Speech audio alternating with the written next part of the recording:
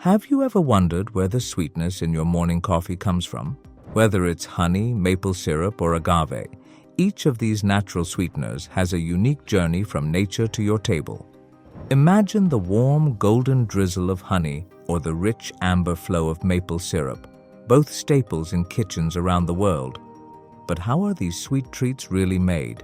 It's fascinating to know that honey comes from bees who gather nectar from millions of flowers, while maple syrup requires freezing winter temperatures to tap into the sugar maples. Agave, on the other hand, comes from a desert plant that's known for its adaptability and sweetness. In this video, we'll uncover the surprisingly complex processes behind these beloved sweeteners and show you exactly how they're produced. So stick around to find out the secrets behind the sweet delights you enjoy every day. Let's start with how honey is made. Let's dive into one of the sweetest gifts from nature, honey. If you've ever enjoyed a spoonful of honey in your tea or spread it on toast, you know just how amazing it tastes. But have you ever stopped to think about how this golden treat is made? The process behind honey production is truly remarkable. Honey begins with bees, those tiny buzzing workers that are essential to the process.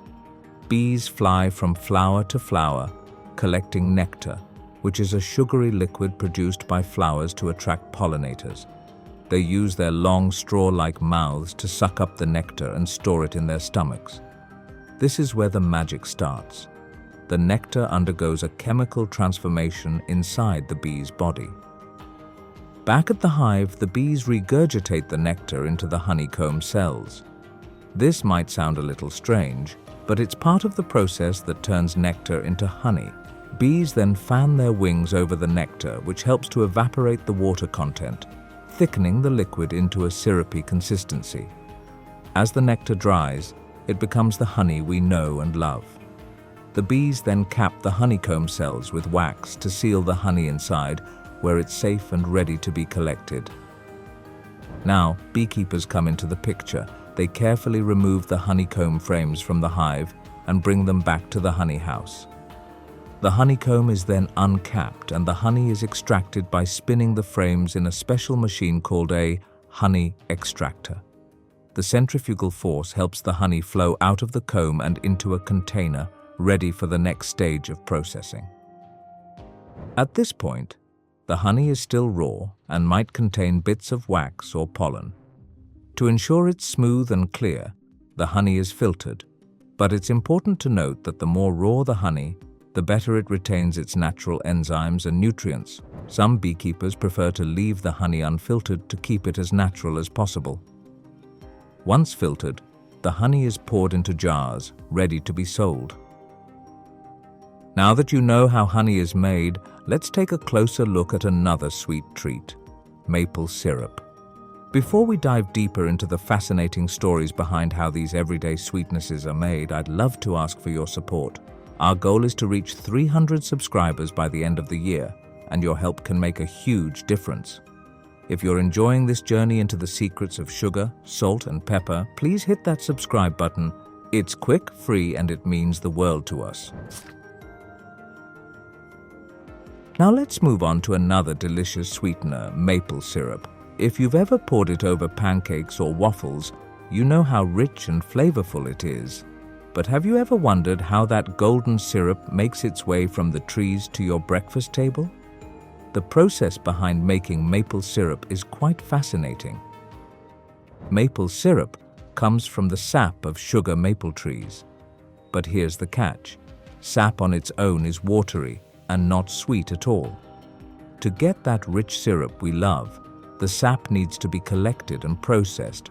This all starts in early spring when the temperature starts to rise above freezing during the day, but drops below freezing at night. This is the perfect weather for sap to flow in the maple trees. During this time, maple farmers, also known as sugar makers, tap the trees.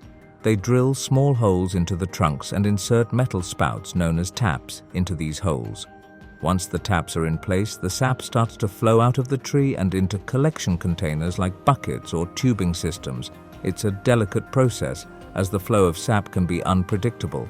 Sometimes it's a slow trickle, and other times it pours out quickly. depending on the weather. Now, the sap that comes out of the tree is mostly water, with only a small amount of sugar. To turn it into syrup, the sap needs to be boiled down to remove the excess water. Sugar makers gather the sap and bring it to a sugar house where they use large evaporator pans to cook the sap. As the sap heats up, the water evaporates, leaving behind the sugars that turn into syrup. Let's now dive into the world of agave syrup, another popular sweetener that you might find in your pantry. It's often used as a substitute for honey or maple syrup, and it's especially popular in vegan diets. But how exactly is agave syrup made? Well, it starts with a plant, not a tree.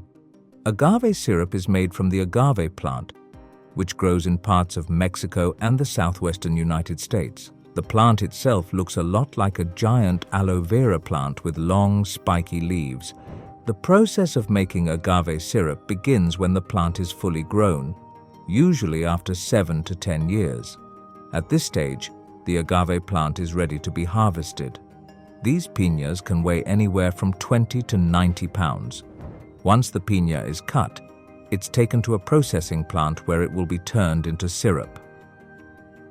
Now, the sap extracted from the agave piña is still in a very raw form. To turn it into syrup, the liquid undergoes a process called enzymatic hydrolysis. The result is a thick, golden syrup that can be bottled and ready for use. The syrup can range in color from light to dark, depending on how much it's been processed. Lighter agave syrup is often milder in flavor, while darker syrup has a richer, more intense taste. One of the things that makes agave syrup unique is its low glycemic index.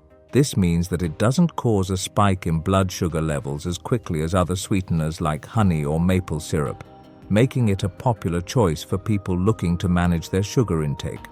So now you know the process behind how agave syrup is made, from the heart of the agave plant to the sweet syrup in your bottle. It's a fascinating journey, and as you can see, each sweetener has its own special way of being made.